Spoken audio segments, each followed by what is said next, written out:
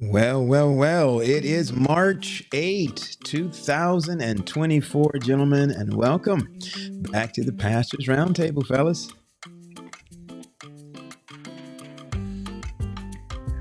Welcome. Okay, I was going to say, I can't hear anybody. What happened to the audio there? No, we're here. I got so many groups now to send to. This is not helping me. Oh, you're sharing right out of the gate. Dr. Henry, he looks like he's trying to take your job, man. Yes. Yeah, we can't hear him right now. We can't hear you, Dr. Henry. We were hearing him earlier. We can't hear him now. Can you hear me now? There we go. Now we got you. Yeah, can you hear me? Yeah, I think I'm lagging a lot. Can you hear me? Yes, Mr. Verizon. I believe I'm lagging. Yeah. This has very much we got this big season 8 up on the screen. This has a very much a season 1 feel to it right now. I know. Listen, I'm gonna have to let me come off and come back on because I feel like I'm really lagging. Yeah. Well, Raj. Wow. Listen, we're just so glad that you joined us today. I am looking in the chat. I'm seeing my mom, Ashaki Patrick, from the beautiful island of Trinidad and Tobago. Yes. She is joined. Normally, she jumps on. She calls me just before the show starts. You're going live today? And I say yes. So she is ready. We're glad to see her there. Rodney Smith, happy Sabbath to you. And our dear friend, Denise Batten. We're just so glad to have you with us. If you are joining us tonight, please put where you're joining us from. We're just so excited to have you join us tonight because tonight is the night you want to be here at the Pastors Roundtable. Absolutely. Hey, listen, we want you to shout out your conference tonight as well. What conference you are watching from. If you are a member of the Seventh-day Adventist Church and you are a part of a conference, we'd love to know where you're watching from. So even if you're watching this on the replay, in the comment section, if you would just drop that in the chat for us, so that we know who's represented tonight. I'm going to shout out my home conference, the Great Southeastern Conference down here in the beautiful state of Florida. Tiffany, we see you in the chat. Stephanie Scott is shouting out South Central Conference. Tiffany, Allegheny East is in the house tonight. Good stuff. All right. Hey, Dwayne Williams is South Central. What are you doing, Roger? Why you got all these South Central folk in here tonight, man? Because this is the place to be, Doc. This is the place to be.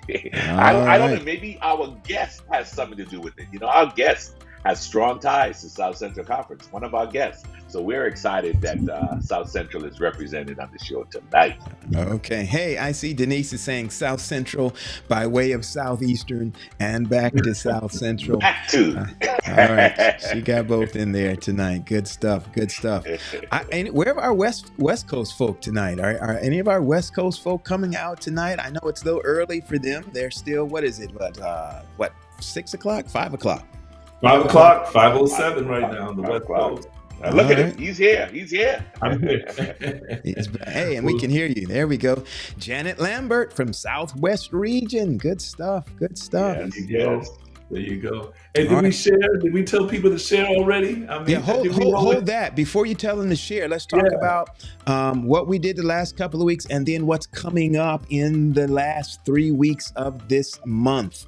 If you missed the beginning, we talked about event planning on last week. It was, it was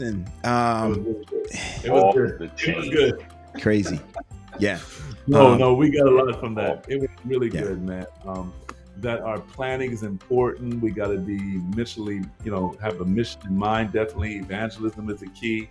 And they talked about the productivity, actually the quality, the production level needs to be good. But then the spirit got to be connected with the people. And so I thought that was a good program that can elevate our church so that we can effectively preach the gospel of Jesus Christ. Wonderful show last week.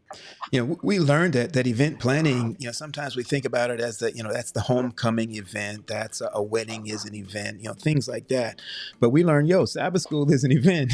and that level of intentionality and professionalism and worship service is an event that needs to be planned and planned well, executed well. We learned all those things. But if you missed it, Raj, how can they go back and check that out? Hey, one of the beauties about being part of the Pastors Roundtable family is to know that when you go to our website, theprt.live, you can get every episode of Pastors Roundtable. We were just sharing with our guests that we have had 8 seasons. It doesn't mean 8 years, but we have had 8 seasons. And in this season, we are coming up on a 150th show, 150th episode. Let me put it that way. So we're excited about reaching 150. That's a milestone. But you can go to pastorsroundtable.live, the PRT.live, and you will find every episode, the one from last week and the first one ever 4 years ago. Wow. Did we even stream the first one? I guess we did. Anyway, listen, very quick. I know we got a hot topic tonight. We want to quickly get to it, but just coming up on next week, if you've ever been in a situation where you are trying to fund your church building project, I know, that's one of the things that we spend more money on than anything else is our buildings. And one of the things that either you are trying to buy or to build or to repair or to refurbish or to renovate a building. We're going to have some experts come and talk with us next week on how to go about getting that funded and funded well, how making your building and your mission meet together. So we're looking forward to that. And then on the following week, Pastor Wade, what are we talking about? We'll be talking about personal finance, preparing for the future from a financial perspective. And we have some financial gurus that are going to join us in sharing information that will help you personally, especially as we look towards retirement. What's that? Retirement. Some of us say we retired, but some of us have to, do something in that retirement. So we want to help you learn about financially preparing for retirement. All right, so that's actually going to be the last weekend of the month, but just before that, we're going to be doing church financial planning, how to help your church. When your church is doing some financial planning for your ministry and how you do your budgeting for your ministry department, et cetera, you want to come in and be a part of that. All right, you guys ready to roll? I'm excited about tonight and where we're headed tonight. Dr. Henry, talk to us, man. What is on the table tonight? Well, listen, on the table tonight, again, as Pastor Paul said, it is a hot topic. We are talking about constituency sessions. That's right. The constituency session. How do we vote? Do we vote like the United States of America? Or what do we do? How do we do it? Constituency sessions. That's what we're going to be dealing with tonight. Oh my! Should we? This might have been the night to get some guest hosts, you guys, to come in and to talk about this, so we wouldn't get in a whole lot of trouble. All right. Well, Raj, talk to us, man. That's the topic that's on the table. Who is at the table tonight, my friend? Ooh, tonight we have we went straight to the horse's mouth on this one. We actually have with us two presidents. Actually, one was a former president, but now he serves as the executive director for all of the regional conference ministries. We not speak none other of Elder Dana Edmond. He was the president of the conference, of which I am serving right now. But and he did a wonderful job, almost 8 years of service.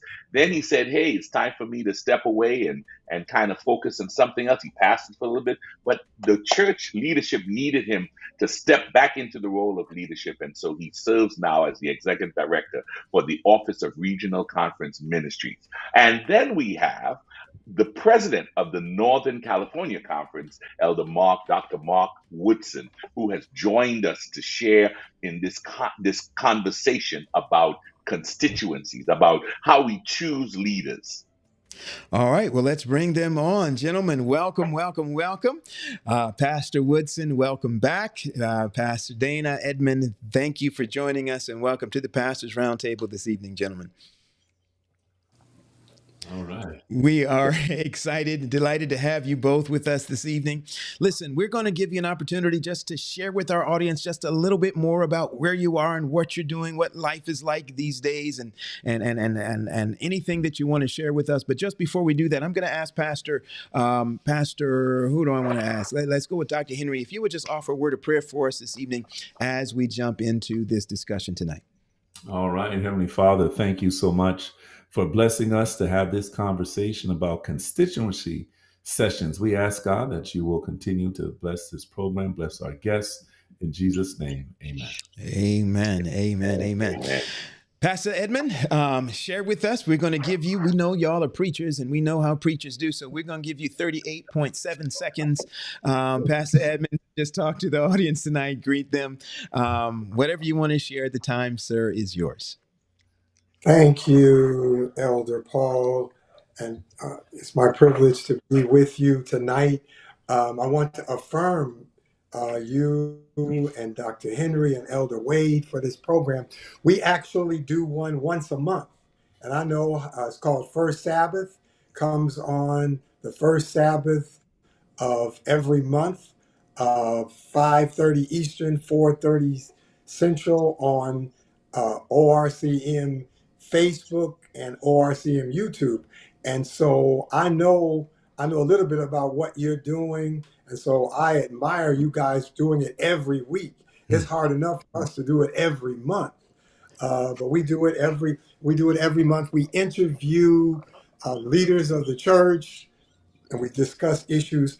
So if you don't mind me putting in a quick plug, the first Sabbath of April, we will have the regional to our roundtable. We will have the regional conference presidents and the West Coast vice presidents. Oh, good stuff. Yeah.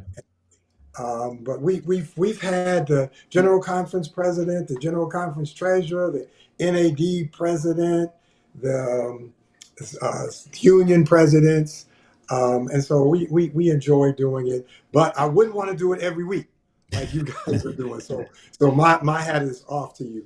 Real quickly, in terms of what I do now, I have the privilege of serving as the executive director of the Office for Regional Conference Ministries. And what we do is we coordinate all the activities that regional conferences do together. And regional conferences, in essence, operate as a union or a division in that we operate across union lines. So, for example, PELC is ordinarily a union or division function, but the regional conferences sponsor PELC. United Youth Congress, the regional conferences sponsor that. National Bible Bowl, Elder Wade, you and I used to do that together. That is a union or a division function. Breath of Life, that's funded in part by the 9 regional conferences and the 2 West Coast unions. So so I have the privilege of coordinating all the activities that we do, with the exception of retirement. That somebody else does that. Dr. Cox does that. But I have the privilege of going to all the regional conferences and the 2 West Coast unions. I had the privilege, Pastor Paul, of being with you a couple of weeks, yes, indeed. A couple of months ago in Fort Lauderdale. My choice of Fort Lauderdale in January was quite intentional. Hey, I'm not mad at you. But thank you for having me. Absolutely, absolutely. Pastor Woodson, the gentleman from Northern California. Yes, out here on the West Coast. So the Sabbath hasn't come yet, so let me know if it's going well already. It's the water's fine on this side, Doc. All right. Hey, it's good to be back with you all. I was just asking you ahead of time, like, I know, how many seasons ago was I on this, but I love this. This is wonderful. So I'm glad to be here. Currently, you know, I yeah, currently I'm serving as I was going to think, was I president the last time that we? Mhm. Yeah, I was. Yeah. So, Yes. been serving as a president for the Northern California Conference since 2018, and before that, um, especially since we're on the topic tonight about constituency, I served as the executive secretary for this conference for a little over 11 years, Mhm. and that's who does all the hard work when it comes to these constituency sessions that we're going to be talking about. So I've had a little bit of both of that, and great topic. Good to be able to talk about this tonight. So yeah, that's it for me. Just glad to be here tonight, and glad to have this discussion. All right. Sounds good. Sounds good. All right. Well, we're going to jump right into it today. And again, thank you so much for coming on. Both of you have a wealth of experience when it comes to constituency sessions. So, just basic question. First of all, what is the purpose, right, of constituency sessions? What's the purpose of it? And are they relevant for today's church? And I want to frame this question in the way we do it as well. All right. So maybe you could answer this from Oh, wow. a couple perspectives. So, first of all, what's the purpose of it? But the way that we do it, really, I mean, is it really relevant for today's church? So, I'm going to start off with President Mark Woodson. Go ahead, and if you could give us some light on that question. Yeah. So first part of this is, what's this all about? Well, when you look at your church manual and our policies, the very purpose of it is to elect conference personnel. We have these conferences, we have this structure. It is to grant credentials and licenses. It is to deal with the bylaws or the constitution of a conference. So when we're talking about constituency session, we're actually talking about governance. That's what we're talking about here. So it's in the framework of governance. And the church has structure and it has governance. And so the idea of constituency session is the idea of governance predicated on the notion that to carry out the mission of the church, it's important for the church to be organized.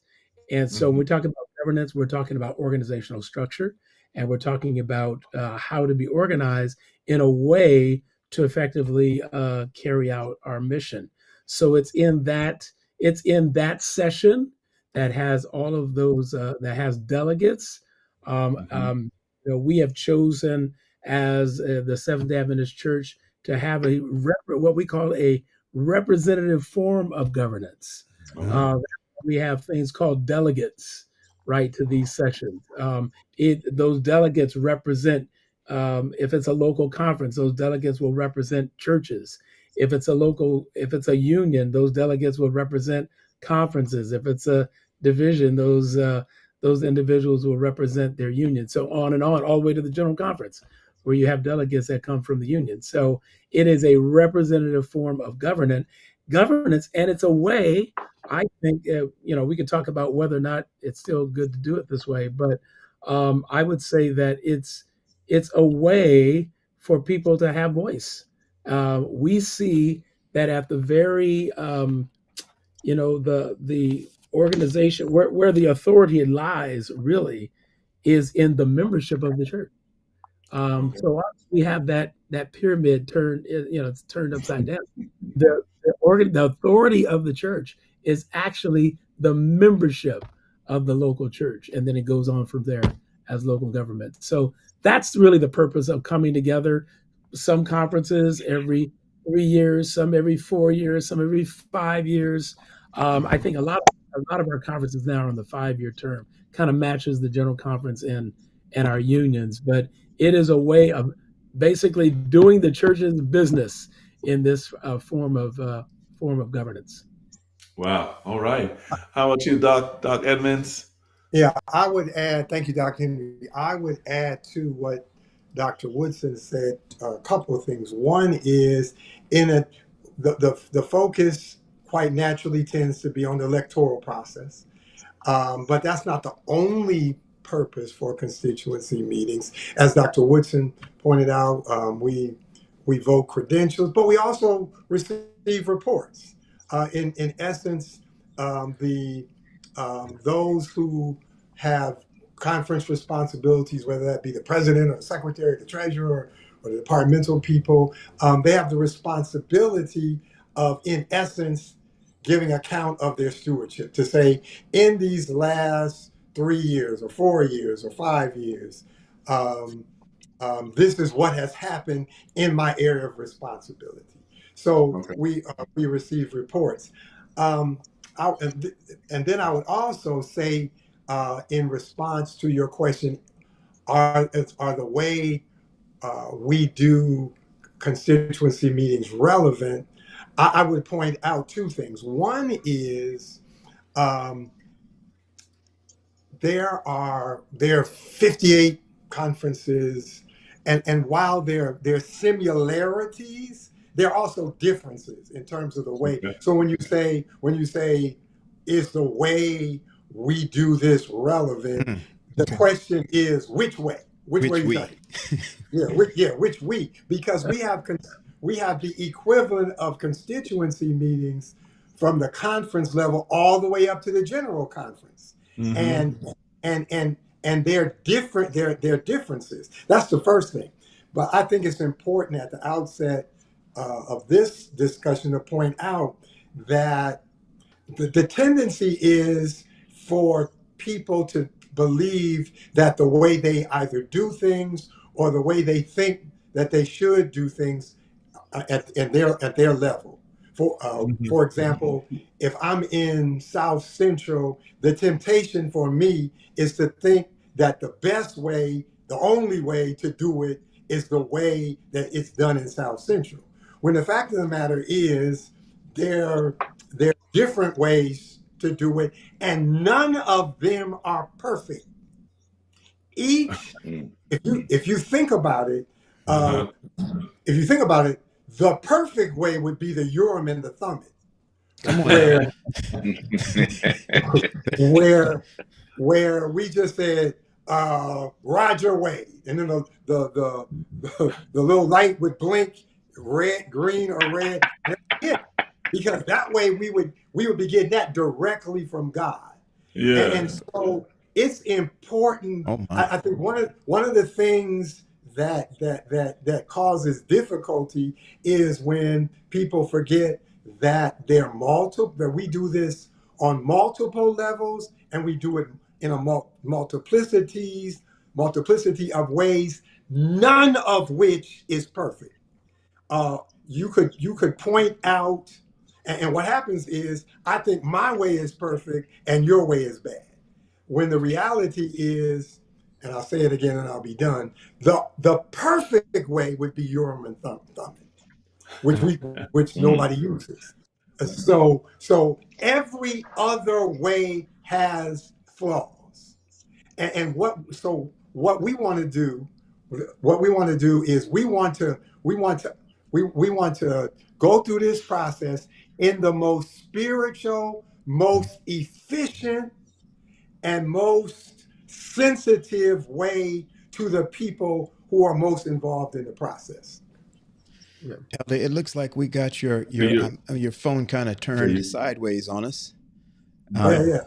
Well, no, I have no idea how that happened, because I didn't touch anything. No, he can do it sideways. There's no one way the same. No one way. Hey, there we go. No one way the same. There you go. Let me see if I can. I'm going to try to do some. Okay, something just happened. Yeah, that didn't Okay. work though. Well, it's coming. No. Elder, if you could just pick up your phone and turn it and just set it back down for us. Just turn it. That's how some of our meetings are, man. Okay, I'll turn you upside down like that. I'm on an iPad. iPhone. Okay. If you just turn it upright, vertical, and then swap it back for us, it might help us get you oriented. Now I got to reconnect. Okay. Okay. All right. No, In no, the I meantime, think, if you go ahead and do that, Pastor Edmond. But in the meantime, Pastor Woodson, I'd like to ask a follow. Actually, I want Elder Edmond to hear this as well. Um, if we were to, this is a follow up, Dr. Henry, to your question, if I may. If we were to standardize, standardize the process so that everybody was doing their constituency sessions the same. Let's talk about the pros and cons of something like that. Well, pros and cons. Yeah, pro would be no matter where you went in the Adventist church, you would have a good, strong sense of when it came down to constituency time, how that would go. That would be one of the pros. So you have kind of a consistent way that happens, and I do think we do have some consistency across all of the unions. There just are some differences. The con that comes to my mind right away would be I think it a bit takes away from some of the specifics and details that may affect your own territory. All of our territories are not the same, and so there are things that you might need to do within your territory that are more tailored. That's the word I want. Tailored for your area and its sensitivity and its geography and the challenges that area has. So that makes it a little bit more tailored. I think that I like that, but there's so much similarities. I mean, every constituency there's certain principles, right? You're going to have delegates. You're going to have delegates that are going to come, that are going to, at least in a local conference, they're going to come from your church. You're going to have a nominating committee. So there's so many already, similarities. The only thing that may be different is our timing or how you even get your delegates, based upon the number of church members you've got. If you're in a smaller conference, you may actually want the ratio of delegates to church members to be higher so you can have more people there at the table. If you're at a very large conference, you may want your ratio to be different, where it's like 1 every 500 members, so that you don't have 3,000 people at your constituency. So those are the little nuances that you have to make some room for. Otherwise, you take away some of those specifics and being tailored for the needs of that particular conference. Okay. Yeah. Edmond, any thoughts on And that? I don't. Yeah, can you hear me? Yes. Yes. Okay, because we had some technical drama. Certainly, the advantages were pointed out very articulately by Dr. Woodson, so I don't need to repeat those. I'll just mention the cons. One obvious con to me is standardizing everything would fail to take into account two things. One is we are a world church, and constituency meetings are done across the world. And so I'll give you an example of what I mean by that. Doing a constituency meeting in a Western country with Western norms and Western traditions is going to be different than doing a constituency meeting in a non-Western country where there's more deference to authority and that sort of thing. So that's the first thing. The second thing is, even in North America, you have vastly different conference territories. So the Elder Woodson's territory is much smaller than Central States. Okay, so Dr.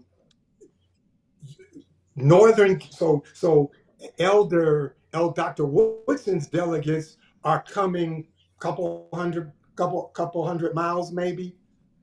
Dr. Woodson, right? If that, right.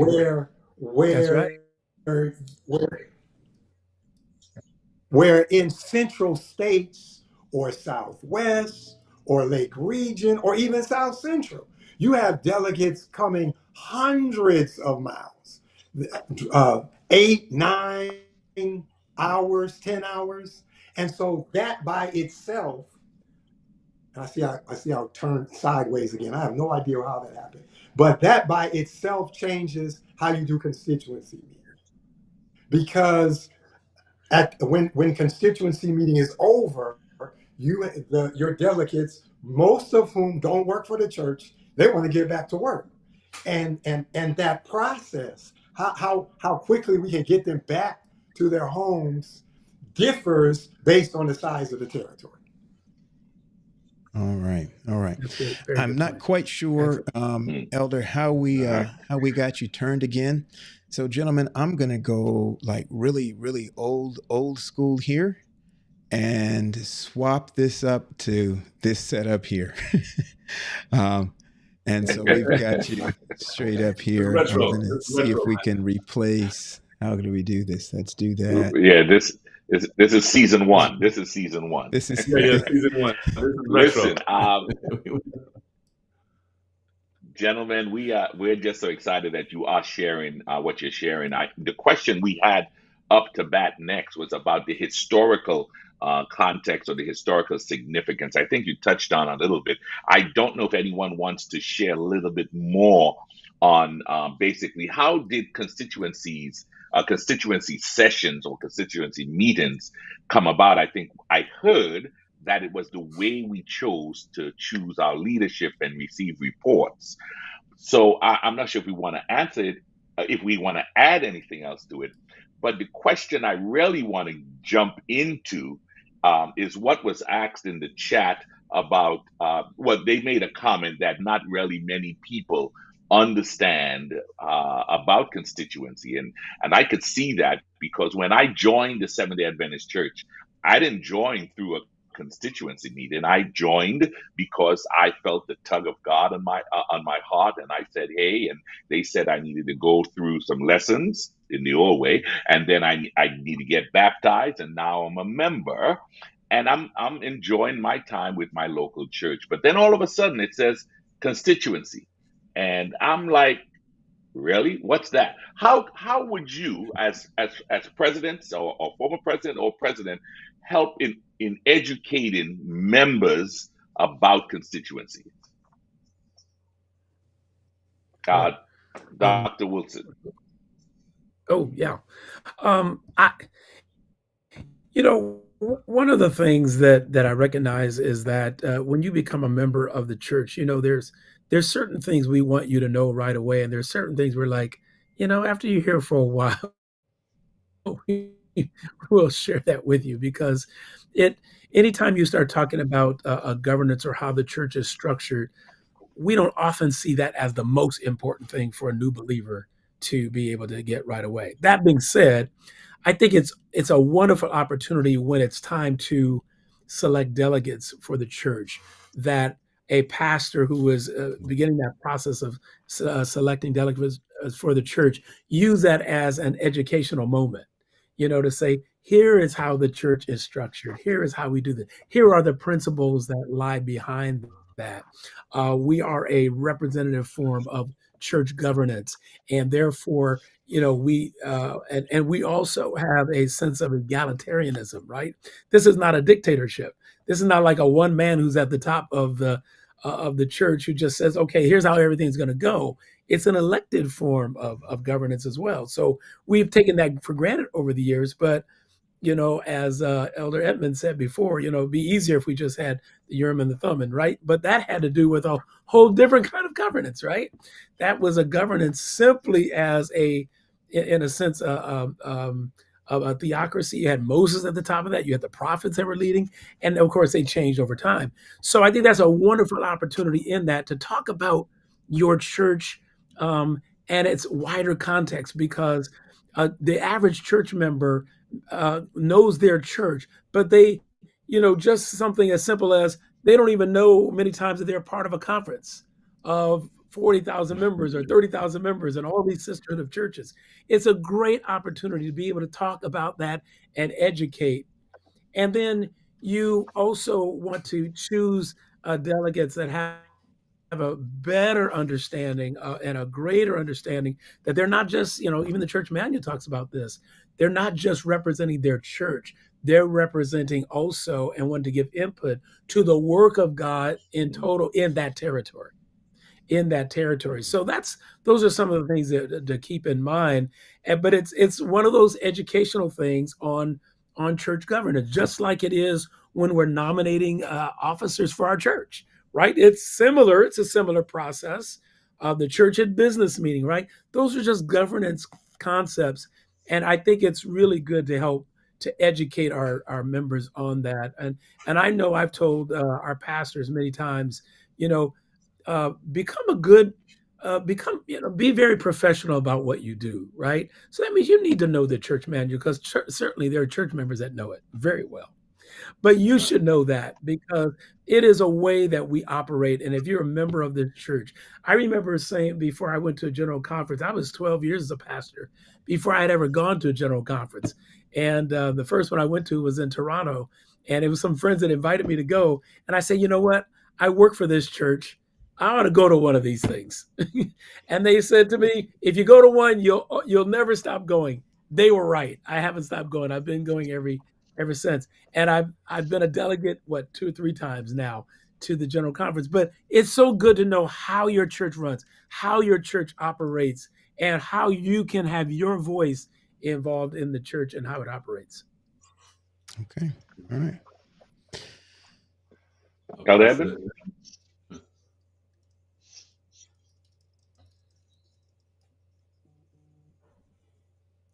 Okay. Oh, he's muted. You're muted. You may be muted, Elder Edmond. Yeah, it says on your end, Elder, that you have muted yourself. Should be a little button over there. Okay, he's gonna call back in. All right. Okay. He's gonna call back in. It's gonna be right for a little while, and then we're gonna get him this way again. All right. Our apologies to our audience for that. Here he is. He's back, and right, we've got audio at least. Okay, now I'm sideways again. Technology is a wonderful thing, except when it doesn't work. So I'll keep playing with this until. Oh, thank you for sure. Yeah, we got you here. We just need to scoot your camera just a little bit higher, Elder, so we can see your face. Okay. There you go. Yeah, there we go. Thank you. I was saying that it's not just the members that don't know how the constituency process works. I was a conference secretary like Elder Woodson was. In fact, I was a conference secretary longer than I was conference president. And every year, every constituency meeting, I would get calls from pastors asking me to explain to them the process. And I'm not throwing shade. This is what I've learned. Anything that you don't do regularly, you may not be as familiar. I'm doing a eulogy on Tuesday, and I had to explain. The lady called me up. She said, "Elder Edmond, I'd like for you to officiate at the service." And I said, "Okay, what is it that you want me to do? Do you want me to do the eulogy, or do you want me to officiate, or do you want me to do both?" Well, because she doesn't do funerals all the time, it did not occur to her that there are different roles at a funeral. And so anything that you don't do a lot, you're subject, unless you're really interested in it. And sometimes that's the problem. You have a few people who, for whatever reasons, good or bad, are highly invested in the process and how it works. And the majority of people are not nearly so invested. And so the question is, how do we go about leveling the knowledge playing field? Mm-hmm. And I would think that the first thing that we have to do is realize that the playing field isn't level. That number 2, we have to intentionally find ways to level it. And so I would, I didn't do this when I was in South Central. No, we didn't think about this. But one of the things you might do is do a video, a short video that says, here's the process. Uh, Good. Go online if you're either a delegate or you're a church member, and find out this is what we Good. do, why we do it, how we do it. Mm-hmm. Yeah. That's great. That's real Yeah. good.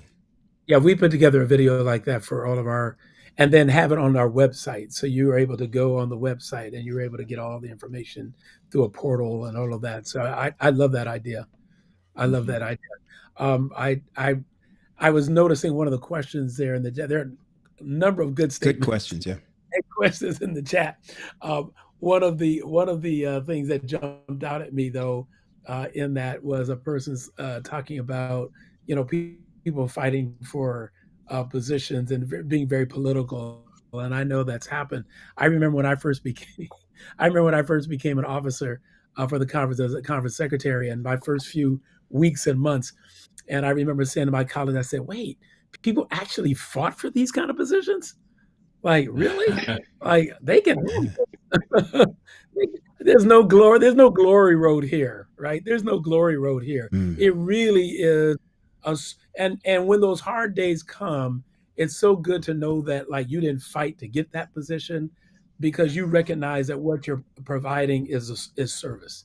You are providing service as a leader. It's not about power and glory. And I get to and truth be told, it's not like you're making a whole lot more money than the local pastor. So come on, let's just tell the truth, right? So it's a lot easier for me to just pastor a church than it is to do this. So hopefully we're getting away from that. One piece that I would say about, because some of the questions reflected this as well, why we do things this way, is underlying a lot of the way we process the nominating committee and other things and names coming from the floor is we try to take, now we're not 100% good at this, but the principle is to try to move away from much of a political nature as you possibly can. So it is not the typical, one vote, one person, democracy as it normally would be, right? It is you try to find ways. So that's why there's not like what more than two names that come up in the nominating committee. It's one name at a time. The attempt is to try to take the political nature out of it so people aren't campaigning. And now we know that happens anyway because we're human beings. But keeping in mind those structures and those kinds of processes are to try to remove as much of the political nature out of it. And it's hard, you can't take the politics totally out of it because anytime you're voting and you're electing someone, there is that nature, there is that political side to it. But you try to take as much politics out of it. I think that's we're not always good at it, but that's the attempt. That's the purpose for some of these processes. And if I can respond, um, Dr. Woodson, you were mentioning that you were saying, okay, I don't understand why people fight for these positions. I actually do. I understand why they do. And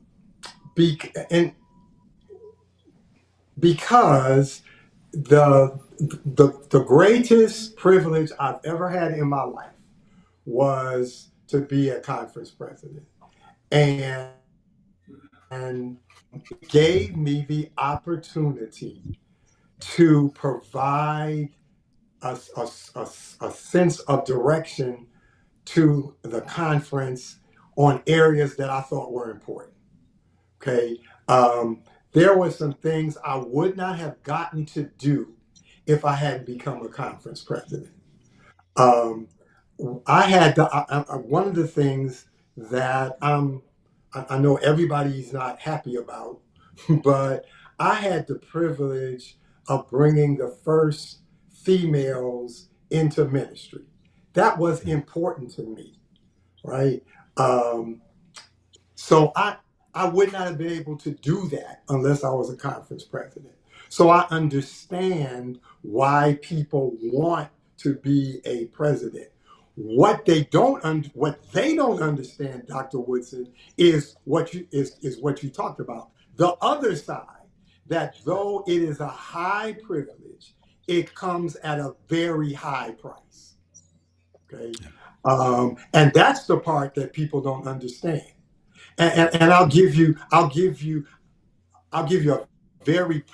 two very practical examples.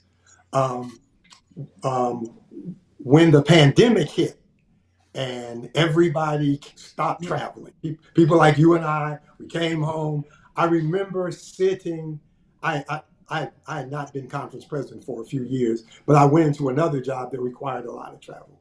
And so my wife and I were having family worship in our home. It was a nice day. We were sitting on our deck, the deck of our house. And I turned to my wife and said, "This is the first time we've sat on this deck." Now, by that time, we had lived in a house 9 years, but I had never sat on my deck. So it's so I understand why people want it.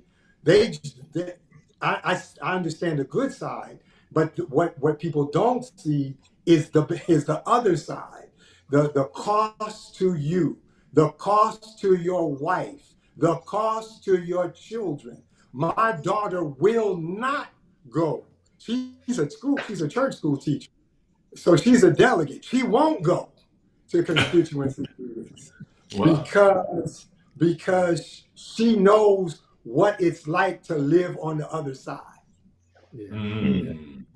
I just think that and I love what you said about the privilege, because it is a privilege to serve in these positions, as long as you recognize that it is serving, that you are serving. I mean, we say that, right? The opportunity, and you're right. It is a privilege.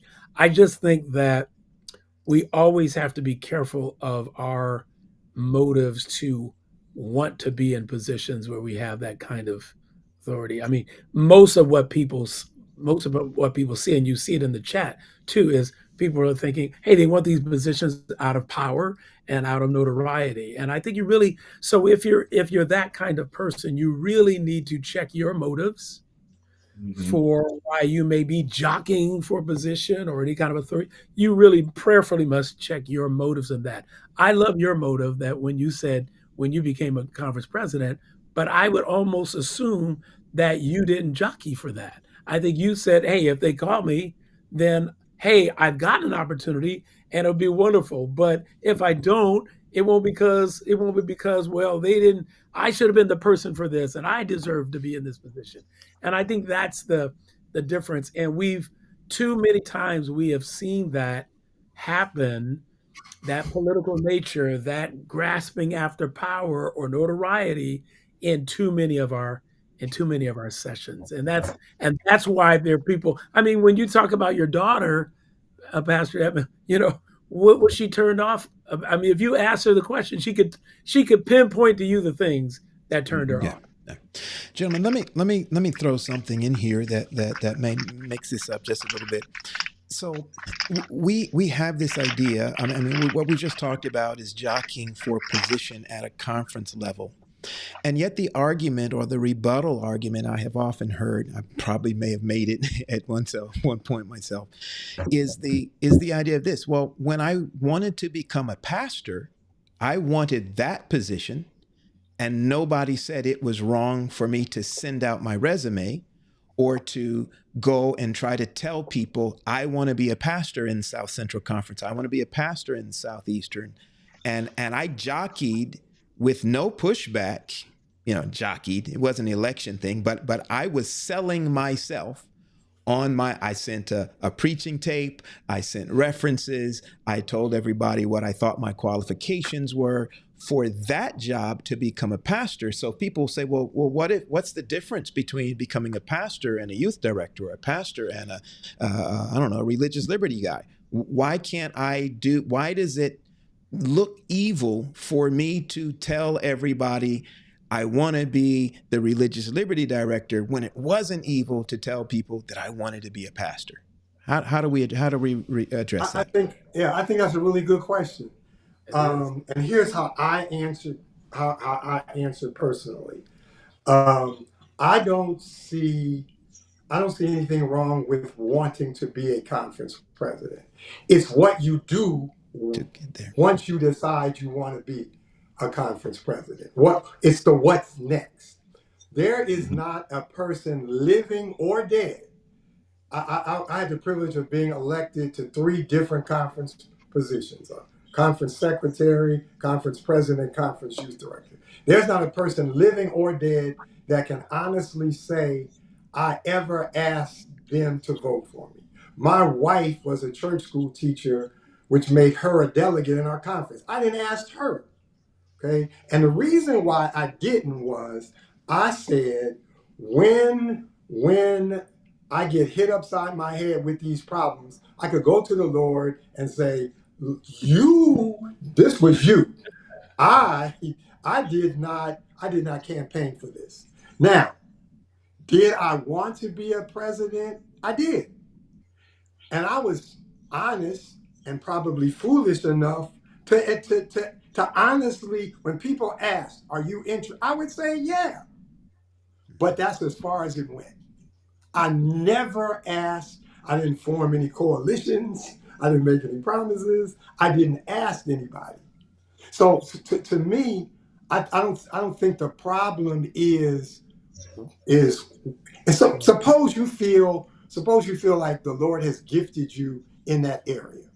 Okay. So I don't see anything wrong with saying, one day I would like the opportunity to use my gifts in an area that I think the Lord has gifted me. It's what you do after that that's a problem. When you undercut people, when you politic and you do the ugly things that we see, that's the problem. And so let me say, are we saying that it's an ugly thing to ask people to vote for you? No, I'm not saying that. Saying that. I'm saying when you undermine people. Got it. And yeah. The opposition. I think, I think that, again, what I go back to say about the trying to get as much, it's not 100%, get as much political aspect out of it as you possibly can. I personally would be very uncomfortable saying, oh, make sure you vote for me. I wouldn't do that. I would say, hey, if you think I can do the job, then, you think about it, you pray about it, and you let the Lord be your guide. I would not feel comfortable. It feels very political for me to then tell people, hey, my name's coming up, make sure you vote for me. That feels political for me. Now everybody has to have their own threshold of comfort. Yeah. But one thing I would also say about when you say, hey, I want to be a pastor. Yeah. If we can make this distinction at all, it's a little bit different because you were like looking for employment. You were trying to get a job, know. So where the difference would be in that would be if you said, and this is what happens a lot too, right? I'm already a pastor, hey, but now I want to get that church over there. I want to be the larger church. I want to make sure I have this. It becomes a different spirit. Got it. It becomes a different spirit. Good. So all I'm saying is there's no right or wrong on that, but to just kind of check our motivations, because we are the heart is deceitfully wicked, and I've got to always be checking my motivations. I love what I do as a conference president. I love what Pastor Edmond said, that there are things that I've been able to vision I could cast, and a number of things, but I know I can rest and sleep comfortably at night to know I did not strive to be in that position. Okay. And can I say one more thing, Elder Paul? Yes. This is entirely controllable by the constituents. In other words, the people who jockey for a position, they can't do that by themselves. They have to have people who are willing not only to tolerate that, but to participate in it themselves. There are people who enjoy the prospect of being a president maker. Kingmaker, yes, yeah. And see, the thing that makes me pull out my hair, which at my age is not a good idea. The thing that makes me pull out my hair is it's not like people don't know who the politicians are. Right. But we reward them anyway.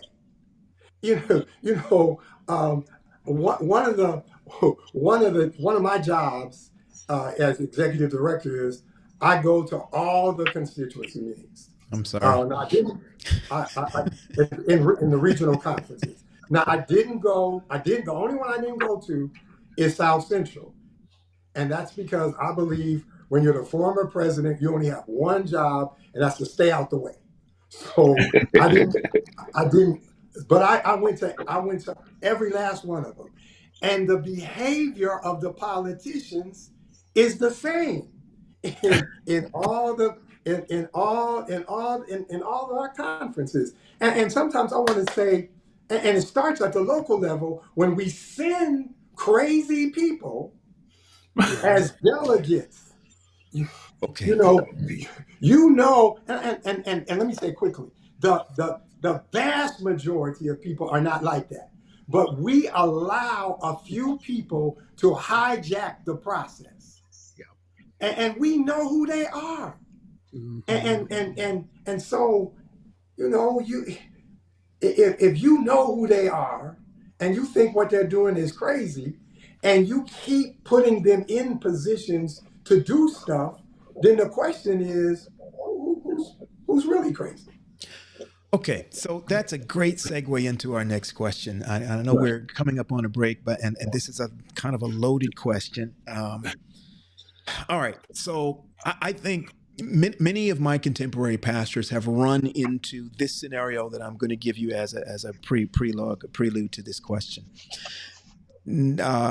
Constituency session comes around. We get the letters from the conference saying you need to elect your delegates. You call your business meeting, and you begin the process at the local level of electing your delegates to go, and those delegates that are going to sit on the large committee, et cetera. I have begun to find this, that when church members nominate other church members who they know have some sense, just period, some sense, and then some sense of who is who and how the process works, those are the delegates who we almost inevitably hear decline, decline, decline, because they're not interested in going. There's something about the process, there's something about the event that has turned some of our brightest and our more used to be more engaged and who understood stuff, who have turned them off, where they simply don't want to participate. We hear it particularly even now when we send those, and I've been in this situation where somebody, I nominate myself. And because there was nobody, that's exactly what the church ended up voting, was the people who nominated themselves to go. And they are the ones who went, did not understand much about the process, weren't interested in understanding the process. They had a axe to grind. They had it was a wanderlust type of a thing. But you have that thing that's going on. The other thing that we see is that we see a lot of young people go to constituency sessions for the very first time. And as a local pastor, I hear them on the way home, I will never go again. I will never participate in this again. Many times it looks like it is like they don't feel like they have the voice that they thought they were going to have. The number one question that people have asked in my experience at the local level of, well, what is this? Well, it's where we go and we elect new officers. We go, admit churches and do current bylaws. And when we do the electing officers part, they say, well, who is running? That's inevitable. Well, who's running? And then that puts me as a local pastor in an awkward position of saying, well, the process doesn't really work like that. You go there, and so they go to the event. They see a nominating committee is elected. They go and they hear one name come back out of the room, and they vote that up or down. So they feel like, I don't really know what I'm doing. This is all what was my point of being here anyway? It seems like it was all pre-scripted, pre-written, and they don't feel like, even though we say that it is a place where the people have a voice, they leave there feeling like, I didn't really have a voice, so I'm never going to come and be a part of this again. And so I think all of us have seen or heard situations like that. So, what are the adjustments that can be made, or what measures can be implemented to ensure the participation of a wide variety or a wider section of our constituency? What are some of the things that we can do different or can do better to make sure that people do not leave with that type of a sentiment? Well, you're certainly accurate, Elder Paul. I've heard the same things over the years. Um, the first thing I would say is, while there is certainly some truth to that, um, um, having spent a bunch of years in as a pastor, and then as somebody who's the subject of constituency meeting, um, the idea that everything is pre-scripted, um, that may be true sometimes.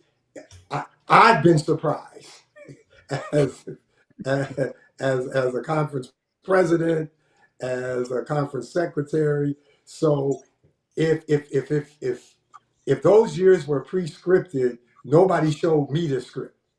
Okay, so I think sometimes, you know, people say things when one of the hard lessons that I've learned is, what people don't know they make up, or they kind of fill in the blanks, and they don't always fill it in accurately.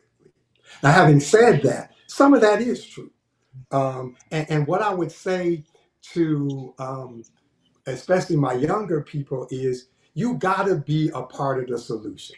You got to help us change. People say the same thing about the presidential elections. It doesn't matter. Well, there's a huge difference between Barack Obama and Donald Trump.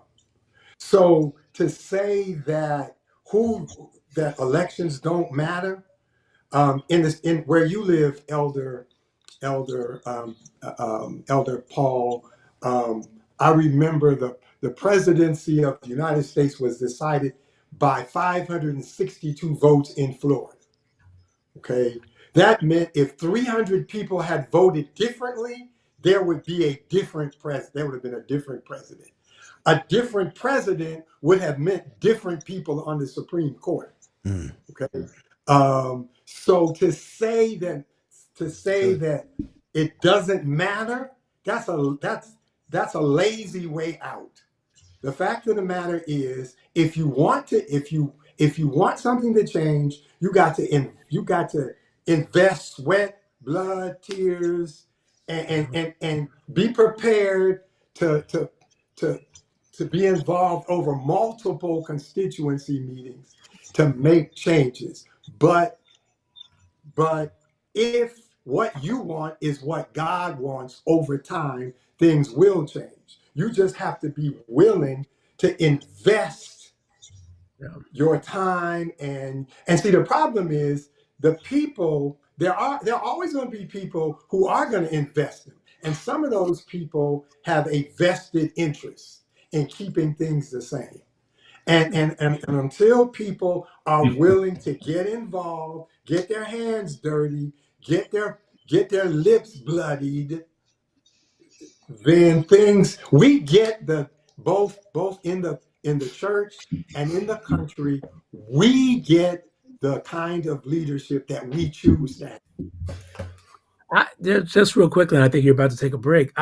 I would say that, and you can't always control this, but you as a conference leader or president or in conference leadership, do your best to set the right tone. There are certain things you can control. You can't control what comes out of that nominating committee. You can, if your name doesn't come back, you can control how you act about it, right? Mm-hmm. Right? So there's a certain tone that you can try. I know for our conference, one of the, I hope not a lot of my people are listening, but one of the things that just makes me so stressed, that's in our bylaws, is there is a section during our constituency where it's basically open mic, right? Oh man, for a person who likes control, that's terrifying. But this past constituency, and we just had it about a year and a half ago, something happened during that open mic time that I had never seen at any of our constituencies before. And it had to do with people responding to an initiative we had about ending homelessness in our territory. Most of the open mic comments were about how we could do this and how this is the right direction to go. There were so many, and what what I love most of all was when the constituency was over, there were young people, or there were some people that had never been a constituency before, that said, we really enjoyed this experience. Wow. That was more important to me than anything else, because they got to come to the mic, they got to be able to speak, they got to be able to be involved, they got to watch their church in action, and they didn't see their church fighting. They saw their church finding ways to move the mission forward. That was about setting the tone for that constituent session, so that those next generations will be able to say, hey, you know what? I'm proud of my church. That's what you want more than anything else, because we need those generations. We don't want people turned off with the political nature and all of those things. That's why I said we don't do it perfectly, but try our best to set a spiritual tone for that meeting as much as you can. You set that spiritual tone there as best you can. Can we dig a little deeper into this process? Because I'm very curious. We stated up front, and I think everybody needs to be reminded of this, that every conference and every structure within the denomination where they do constituency meetings does not do it exactly the same way. I have seen conferences that do their constituency meeting all in a weekend, where their nominating committee is seated on a Saturday night. They don't begin any of their deliberation until Sunday morning. And they bring out the whole slate of officers on that Sunday afternoon. Delegates have traveled in, they're getting ready to travel back. I have seen other conferences that seat their nominating committee months ahead of time. And when a delegate gets their packet, they get in their packet, these are the names that have been nominated for this position. Here's their resume, here's their history, et cetera, et cetera. And so when the nominating committee, when the delegates come to meet, they have had time to read up on, study, peruse, et cetera, et cetera. I've heard pros and cons of that. But in my context, I think we hear the most from me, and I don't know about my co-host here, but we hear most of the angst or the dissatisfaction in that part of the process. When the nominating committee is seated, delegates hear a name. Remember, those delegates who I nominate me have no clue who some of these names are. They don't know who the people are, et cetera, et cetera. And then they're asked to vote within a matter of a couple of hours of having been exposed to this and to go home. That creates, especially when people are comparing it to a secular political season where they've heard this is what this candidate wants to achieve. This is their platform. This is what they want to do, et cetera. And so particularly our young people, they don't know this system, and they are wrestling against this is what they have known in terms of process. This in this moment, I see in the chat, somebody said this creates some chaos, because like, who is this person? Only people who know this person are the people who have been really, politicking or trying to make it happen. Is there any adjustments that we make it? We're going to let you guys marinate on that, because we're going to take a break and we're going to come back, but we'll pick that question up when we come back from the break. Dr. Henry, you were. Yeah. Oh no, I would say, well, we could take a break. There's a lot of questions in the chat. Yeah. I definitely want to hear you all to respond to these questions. We got questions on, should we have a resume? Can we have I really want to hear your response to that too. So I know we're going to cover this. We're going to come back to that. But I want to get those questions from you. I want to get some answers from you all too. Stay put, you guys. We'll be right back. Listen, if you are just joining us this evening at the Pastors Roundtable, we've been having a very interesting, fascinating discussion on EENY, MEENY, MINY, MO. How do we choose church leadership? We appreciate you stopping by Pastors Roundtable Roundtable tonight. Listen, if you've missed any of our other topics and discussions, Pastor Wade, talk to us, man. How can they go back and find out some more stuff on what happens here at the Pastors Roundtable? Are you going to go to the... Well, if you're enjoying tonight, you want to stop by our website at PRT.live. At the PRT.live, you'll be able to see tonight's episode and any episode, all episodes that we have done on the Pastors Roundtable at the website, the PRT.live. All right, and Dr. Henry, we are midway through this thing, or almost done. We got about 15 minutes left. Is it too late? Look, it's not too late. We want people to share this feed. But I'm going to tell you right now, the chat is lit. I'm seeing a lot of great comments, a lot of questions. We got to get our presidents to answer some of these questions, because I'm going to tell you right now, what they're saying tonight can actually help our delegates, to help our members from the different conferences to change the way we do things so that it can be more effective. That's what I'm all about. We got to get back to it. I heard Pastor Edmond at the beginning talking about what he was doing. And I think in a couple of weeks at the ORMC, I always get that acronym wrong. But at his offices live that it's coming up, we're going to ask him to give us those details again. But where he's got all of the regional conference presidents, I hope this topic comes up during that discussion, because I think it could make a huge difference. But if it doesn't come up there, then maybe we need to invite all of our regional conference presidents and conference secretaries to come and to be have this discussion in our follow-up. I'm not sure if that's going to happen, but hey, listen, one more thing I want to ask our audience right now. I'm just going to give a poll. I like to do it a little bit more scientifically. But if you could, am I going to get in trouble for this? If you could rate, don't tell us what conference you're in, but if you could rate your conference constituency session on a scale from 1 to 5, 1 being, 1 being poor, very poor, 5 being excellent, where would you rate the effectiveness and the efficiency of your constituency session? I don't know if that's really what I want, effectiveness and efficiency, but let's start with that. 1 to 5, put that in the chat. Even if you're watching this on the replay, if you would just drop that in the comment section for us, if you're not watching this live. But those of you who are watching live, your conference, rate that, 1 being very poor, 5 being excellent. You are totally satisfied with how it is done there. I'm just curious to see how that's going to play out. All right. Anything else? Listen, Pastor Wade. Oh, go ahead, Dion. No, I was going to say, man, I'm looking at the time. I want to get back. I want to hear these presidents, man. Okay. I'm seeing a question here. I want to see how they're going to handle this question here. I'm all on it. So let's get back, man. It's only 14 minutes left. Okay. All right. Here we go. Jay, share this. We got 15 minutes. Let's bring our guests back now. Again, we are joined by Pastor Dana Edmond, the Executive Director of the Office of Regional Conference Ministries, and Pastor Mark Woodson, President of the Northern California Conference. Again, thank you, gentlemen, so much for being with us tonight at Pastors Roundtable. All right, let's any follow-up on the last question that I left you with, and then I'm gonna let Dion pick some of these questions out of the chat for us.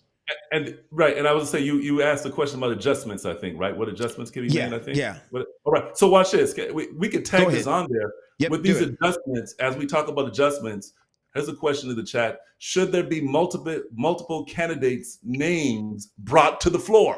All right, so I'm gonna go right with Dana Edmond first. I mean, we're talking about adjustments, if there's some adjustments that can be made. But what about this suggestion, or just a question? Should there be multiple candidates' names brought to the floor when we talk about president? First of all, remember what I said at the beginning. There is no perfect process. Right. And everybody who has an opinion, and there's nothing wrong with that, but their opinion typically is my way is the best way, the only way, and there are no cons or no challenges about my way. And that just simply isn't true. There's short of the Urim and the Thummim, there is no perfect way to do this. Okay. So what what people typically forget is when constituency meeting is over, then the whoever is elected then has to govern. The delegates go home and get on with their lives. Okay, but the president has to govern. And so typically what you're going to, so let's imagine a scenario where the president is renominated, but because the constituents want to have multiple names, then they elect the minister. I'll use my two positions, secretary and youth director. So you get all three of those names. Everybody's happy.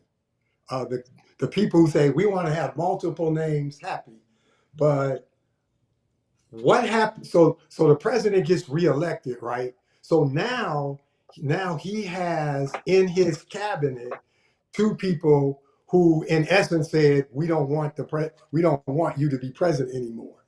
That makes it very difficult for those three people to work together. Elder, if you can, and kind of, we're looking at your chin here. We're trying to get you a little more centered in that camera. There we go. Sorry. Yeah, we need an adjustment there, man. Okay, yeah, that's one of the challenges. Now, can that challenge be worked around? Yeah, but it's a challenge. That's number one. Number two, it does politicize the process. Right. You know, and that's what we're trying to get away from. Right. We're trying to make this as non-political as possible. And I'll end here. People in essence say, well, that's not how we elect. That's not how we do elections in the secular world. Well, we're not a secular organization, number one. And then number two, the secular world gets us the choices that we get in American politics. And I'm not so sure we want to replicate that. Yeah, I would agree with that. And I think, let's remember almost on every level of the church, we do pretty much the same thing. So I would say, for those who are saying, well, let's have multiple candidates, we don't do that with even church officers, right? We don't do that process. We have it go to the nominating committee. They bring out a slate of names. They have gone through all of that. We don't bring two names for the treasurer of the church before it votes. Why? Again, it's not as political where you're matching up. Think about the dynamics of that too. You're matching people up against each other for all the people to vote. Now, I know probably in most situations that's okay, but I think that really gets where you start really getting some hard feelings when you're matching up people like that and one person gets another. It could happen. Now, I'm also believing that we should find ways to make this process, always you can improve on the process. I don't think that what we have is the best way and it's the right way. Always way to improve the process. I really do like when we have, and this is the way our conference works, our nominating committee works probably 2-3 months before the actual session. And the slate of names that come out are given with their background. Once they have completed their work, is given to all of the delegates ahead of time. And the delegates still have an opportunity to be able to, number one, you can send the report back to that nominating committee if there are issues there. You can actually talk to the nominating committee if there's information that you've got that this candidate, there's a problem with this person. I've seen that happen, but I really like the principle behind the way we do it, because it tries to keep it private. It tries to keep it not so political, not one person matched up against another person. And it's not perfect, but I do like that process. I like that process better. And you can get a number of names. I've heard a number of people say, well, it's not transparent. Well, I like the idea of in fact, that's what happens in nominating committee. There are a number of names that come forward in that nominating committee with resumes, with information, and then that nominating committee does its work. And so I don't like the idea of multiple names coming forward. I think what we're kind of seeing in the chat, and not just in this chat tonight, but we've heard over and over and over for years and years and years. Why are we trying to make a political process not political? If it's going to be a spiritual process, then go ahead and put the stick in the box and see which one buds in the morning. Pray over it and see which one buds. If it's not going to be that spiritual, then people are saying, well, then embrace what it actually is. It's a political process. No matter what we do, I think most of us here know that the politics still happen. They happen. They happen behind closed doors, under the table, in meetings and secret meetings and those kinds of things. We know that happens, and we demonize the idea of people wanting to have position or wanting to change policy. And because we have demonized it so in the open, it's like we force people into the shadows to have legitimate discussions about direction. Where do we want conference to go? Where does this organization need to head?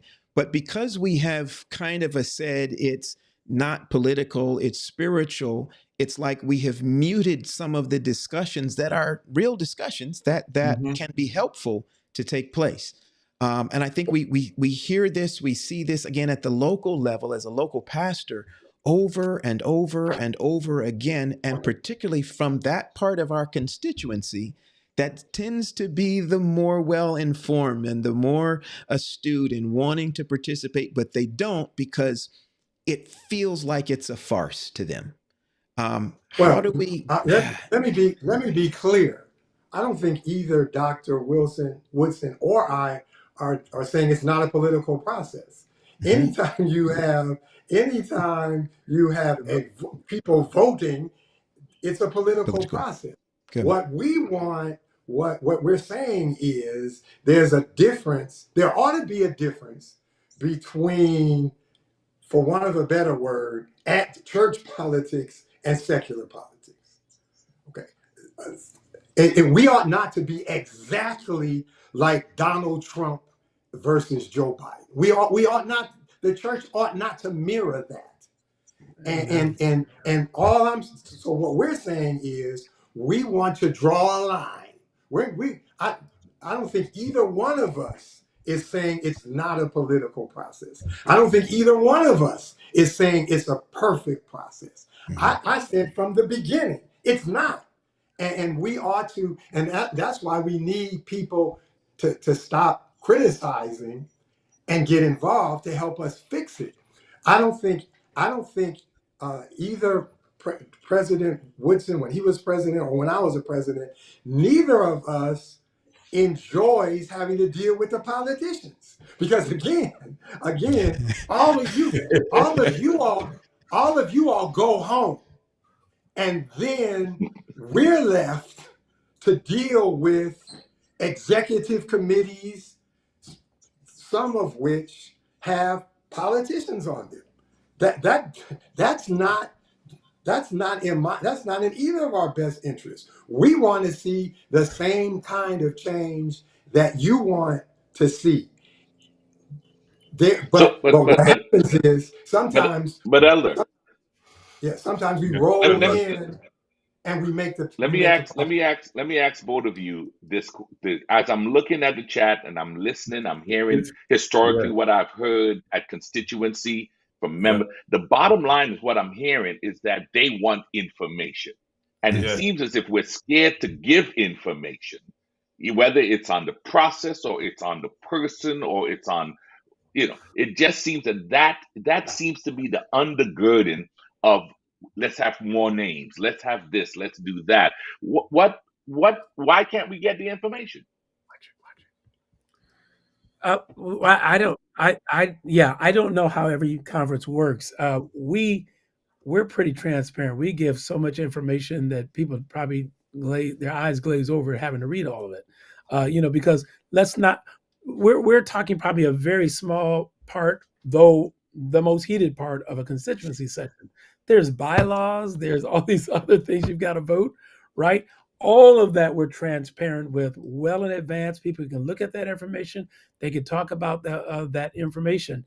And the only thing that we're probably not as transparent about is that nominating committee process and what goes on in their deliberations. And part of that, if you think about it, is there's a sensitivity when you're talking about people's character, their performance, their names, all of those. There's a sensitivity toward that. So, I mean, I get the idea of having all of these options and everything else, and also there's this sense that we are, that there's people who are staying in office and holding on to power, right? Every time you come up, one of the things we do to help with that is there's a whole evaluation of all of our officers. Okay. Not all the church members get to weigh on that because we have a representative forum. All the pastors, all conference office staff, all of my teachers, all of the executive committee, every year there's a survey, there's a performance review on how I'm doing, and that is shared with the constituency. So there's a more of a level of transparency there without necessarily sinking into this whole, hey, this person against that person, and not holding on to power. One of the things that I believe South Central was maybe one of the first conferences that did this is had term limits for the president. Am I wrong? And right? Is that right? Pastor Edmond, you got another term? And again, that gets into my original point. There's no perfect. There's everything that's why you have to seriously and non-emotionally discuss this, because there's collateral, there's unintended consequences. I was one of the ones that was in favor of term limits.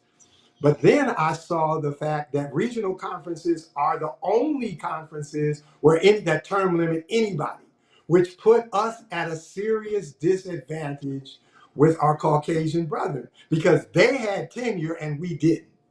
Okay, Yeah.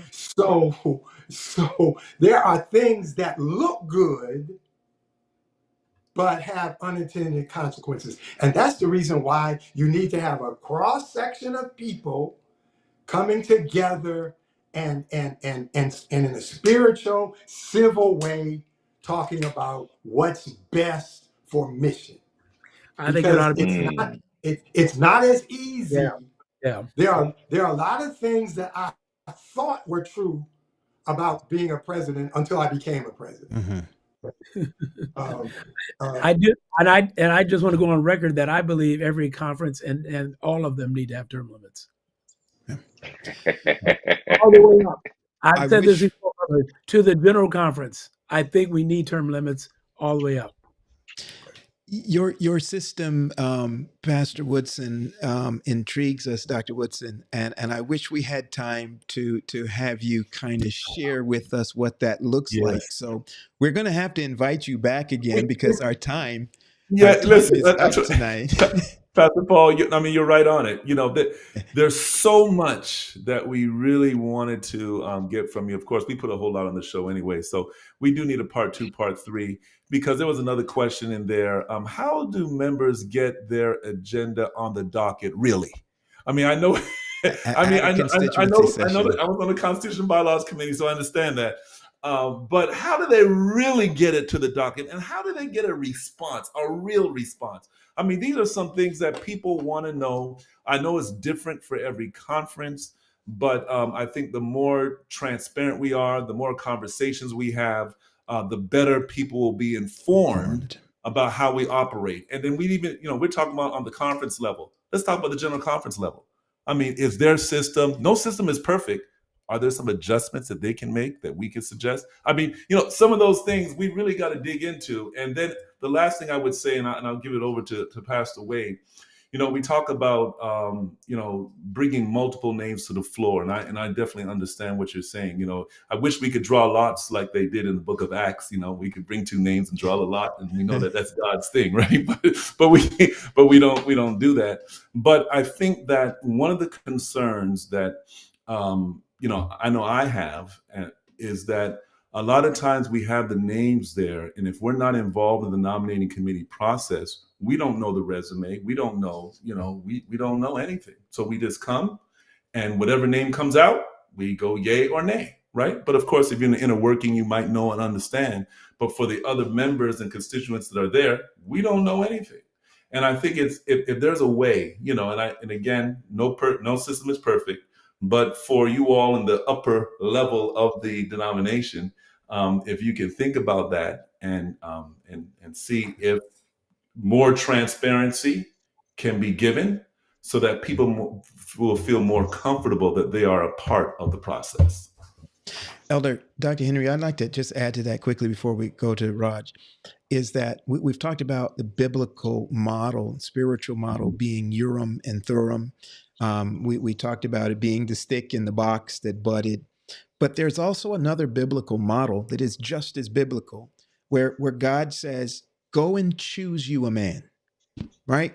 Go and choose you one from among your coast to be a watchman on the wall. So there are multiple ways in Scripture that God uses. Some of that is this kind of a magic, light up the thing or the budding, but others of it, God directly, specifically tells his people, you go do it. And there had to be a way that they did it. And that way, I think to our guest point, that way as well can be spiritual. It is spiritual because God said, hey, this is how I want you to do this thing. And it doesn't have to be worldly. It doesn't have to be connected to some of the schemes and the schematics of what we see happen in the secular world.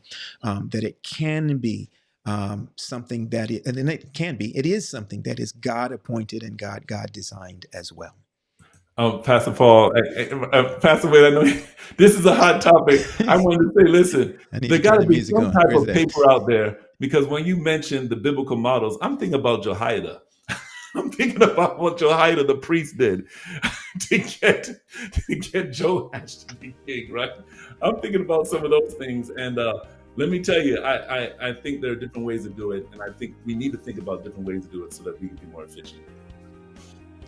Listen, tonight we just want to say thank you to Dr. Woodson and Elder Edmond. I learned a lot tonight. Matter of fact, you helped me to answer a few of the questions I had, and I hope that our viewers felt that way. I know when you look at the chat, there's quite a few questions. Some of them are having conversation with each other.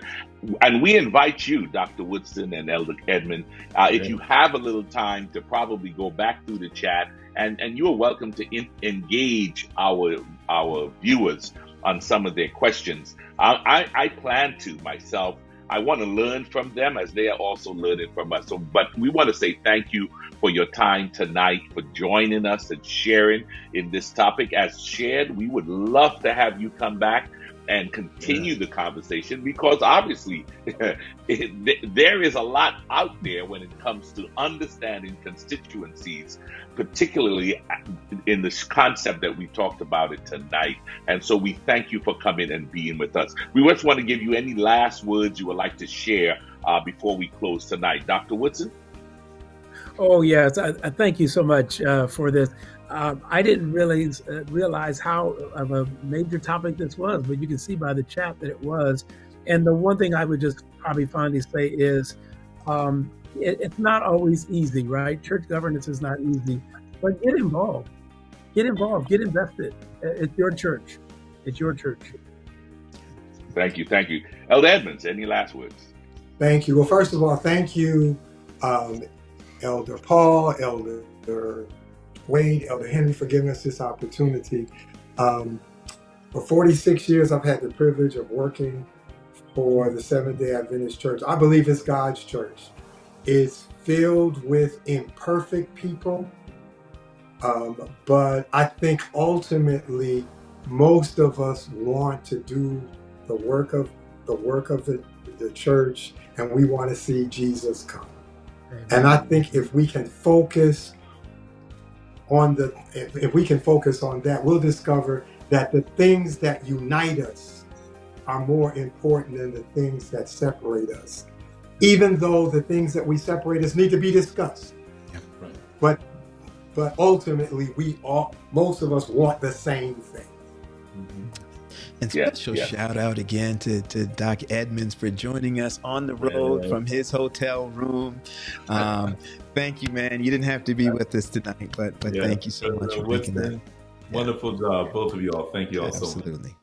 And to our viewers, thank you for joining us tonight at Pastors Roundtable. We look forward to seeing you join us next week when we will bring another episode of the Pastors Roundtable as you join us to partner together to help make ministry relevant, resourced, and real. God bless.